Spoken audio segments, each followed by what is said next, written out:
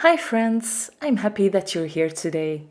I wanted to share a mini slimline card where I did some colorful stenciling using distress inks. I started by die cutting a rectangle out of the small mini slimline rectangles from Lawn Fawn.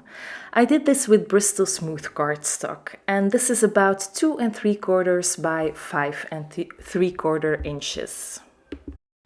I made a little loop with my Spellbinders tape and I put it on the back of that rectangle piece. And then I placed it on my Make Art station. I took out the honeycomb stencil from Lawn Fawn and I will be stenciling on little honeycomb patterns all around this mini slimline card panel. So I'm starting out on the top left corner there and I'm masking off some of the sides to prevent any ink where I don't want it. I'm using the Heavy Doodle Memo tape for this.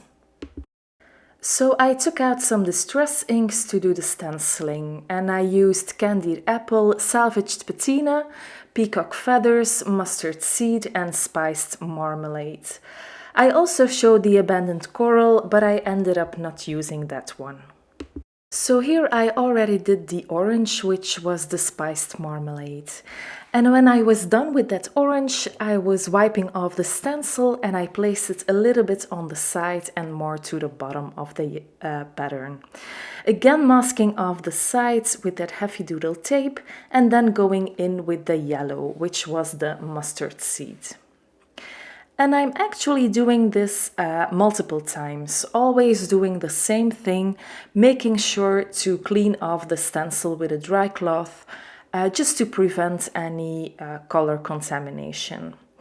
I wasn't really going for a specific pattern or something, I was just making sure the colors next to each other are different and also making sure that those honeycombs were also lining up a bit. And this is the finished card panel. I did forget to push the record button to show you how I did those little middle pieces.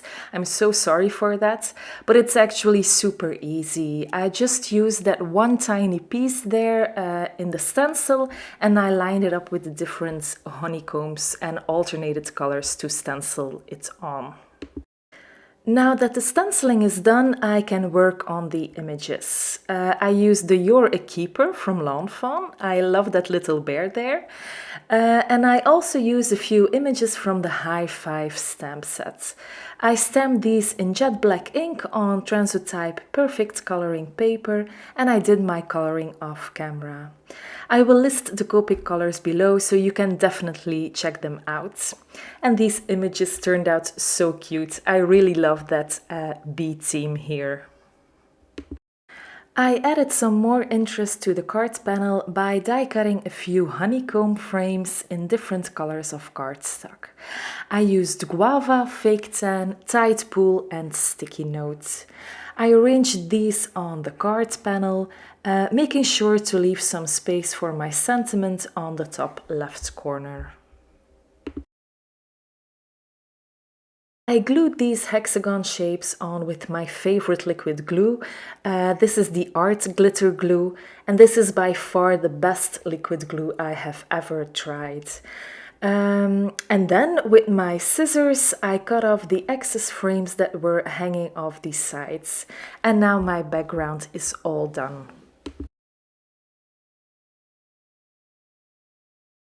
Here I already arranged all the images, but nothing is glued on just yet. Then I'm taking that Have a Beautiful Day sentiment from the You Are a Keeper stamp set. First of all, I took the stitched sentiment banner and I placed it on a piece of black licorice cardstock. And then I ran it through my die cutting machine.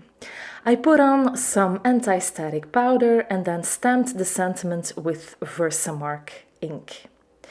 Then I sprinkled on white embossing powder and I tapped off any of that excess. And off camera I heat set it with my heat tool.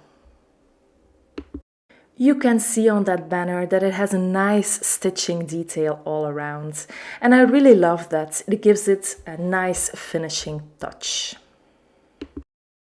So I placed on some foam squares and I placed it on the card panel. I cut off that left side with my scissors, you know, that edge that is hanging off the side. And then after that I just placed all my images on the panel as well. Most of them were adhered with foam squares for some nice dimension, and the little bees were adhered directly onto the card panel with liquid glue. So now I'm taking that pin-sized Patterns Summertime paper pack and I'm trimming it down to 3 by 6 inches. And then with my Gina K dot runner, I'm taping the card panel on that patterned paper. And this gives it a nice border all around. Then I'm folding my card base. This is some Lawn Fawn white cardstock, the 110 pound version. And then I'm adhering my entire card panel on my white card base, again using the dot runner from Gina K.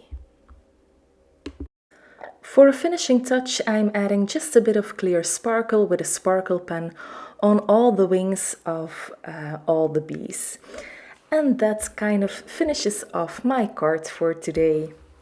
I really hope you like how it turned out. I have all the supplies linked below in the description box, and I will be back again soon with a new video. Happy crafting, everyone! Bye!